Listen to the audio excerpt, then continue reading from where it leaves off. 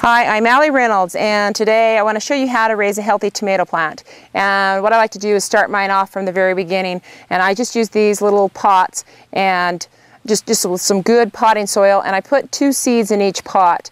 You'll see that one is just a little bit bigger than the other, and I don't like to have 2 of them. These are Amana oranges, and they grow pretty big. So what I'm going to do is I'm going to pick the healthier of the 2, and I'm going to snip one right off at the neck here. And once he's gone, that just dies back, and then this one just gets healthier. Once it gets bigger, I'll actually peel this pot away because I don't necessarily like to plant in these because they sometimes just take a little while to biodegrade. And I can put this in the potting soil. Then I'll move it into a pot this size and let it grow, get a little bit bigger. You can go to this size. You can even take one and put it into this size of a pot. This is plenty big enough to plant outside. But anyways, once it's there, off to a healthy start, we want to have really good soil because that's key to any plant and its health. This soil here has a lot of compost into it. If you don't have good soil, then put some vermiculite in there, peat moss, and compost. Work that all in with your regular dirt, and then every time that you plant, you always want to add more compost to it. So healthy soil makes a healthy plant. We're going to dig a trench, and then we're going to add some fertilizer in this. And this is just a mixture that I made.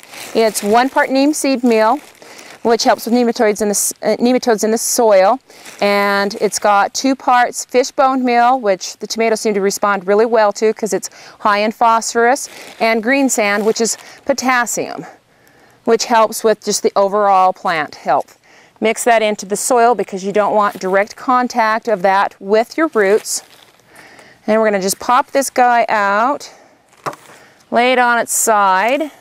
All of these little hairs on this tomato plant is a potential root. So that's why I like to lay it on its side. I like to do this during the springtime rather than summer. During the summer, I would just plant it vertical. And I'll create a little pillow underneath that tomato. And then I'll just finish covering this guy up. This is a determinate variety, which means it doesn't need to be trellised, but it does need to be staked, just to keep that the tomatoes off of the ground, because if they're touching the ground, then you're going to end up having rot, because they just automatically want to break down. We're just going to keep tying this up as it grows, just with some vinyl tape. That way it has some stretchability to it. We want to keep the soil moist, but not too wet. We don't want it to dry out too much. When it dries out too much and then you give it a lot of water, then you're introducing a blossom rot, which is the brown rot that gets on the bottom of tomatoes. So the biggest thing is just to keep a consistent moisture to your tomato bush. You always want to watch your tomato too, because you want to make sure that you don't have insects eating it. You don't want to do more than you absolutely have to because you don't want to be killing off beneficials. They're self-pollinating, so you don't really have to worry too much about pollinating them yourself. The biggest thing is keeping them healthy and happy with water. Every 3 weeks you want to fertilize them.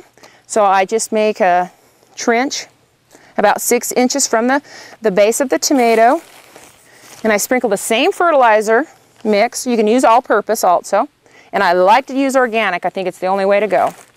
Cover it up, and then water it in, and then again 3 weeks later do it again. That just helps keeping it producing, keeping it healthy. The faster the growth, the healthier the tomato is. Make sure you tag it when you plant it. There's your happy tomato plant.